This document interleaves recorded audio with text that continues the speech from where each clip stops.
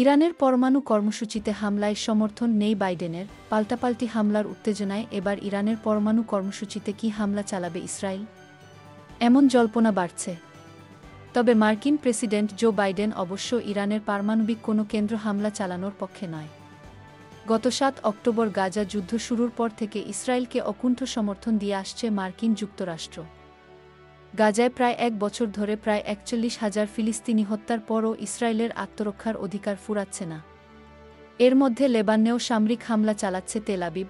চলমান উত্তেজনার মধ্যে মঙ্গলবার ইসরায়েলে ক্ষেপণাস্ত্র হামলা চালিয়েছে ইরান। এর জেরে প্রতিশোধমূলক জবাব দেওয়ার হুঁশিয়ারি দিচ্ছে ইসরায়েল। মার্কিন প্রশাসনও বলছে ইরানকে চরম মূল্য দিতে হবে। সদ্যসমাপ্ত জাতিসংঘের সাধারণ অধিবেশনে ইসরায়েলের প্রধানমন্ত্রী বেনিয়ামিন নেতানিয়াহু বলেছেন, ইরানের কোনায় কোনায় পৌঁছানোর সামর্থ্য রয়েছে তার দেশের। এছাড়া দেশটির প্রতিরক্ষামন্ত্রী ইয়োব গ্যালন্ট এবং সেনাবাহিনীর মুখপাত্র ড্যানিয়েল হাগারিও ইরানকে দেখে নেওয়ার হুমকি দিচ্ছেন। বুধবার সাংবাদিকরা মার্কিন প্রেসিডেন্টের কাছে জানতে চান ইরানের পারমাণবিক কর্মসূচির সঙ্গে যুক্ত সামরিক কেন্দ্রে ইসরায়েলের সম্ভাব্য হামলা সমর্থন করেন কিনা। জবাবে বাইডেন না সূচক উত্তর দেন। বাইডেন সাংবাদিকদের বলেন, আমরা ইসরায়েলের সঙ্গে আলোচনা করব যে তারা কি করতে যাচ্ছে।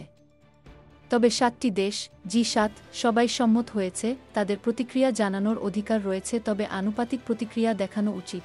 এছাড়া বাইডেন সাংবাদিকদের বলেন, ইরানের উপর আরও নিষেধাজ্ঞা আরোপ করবে ওয়াশিংটন। এ বিষয়ে তিনি শিগগিরই নেতানিয়াহুর সঙ্গে কথা বলবেন বলে জানান।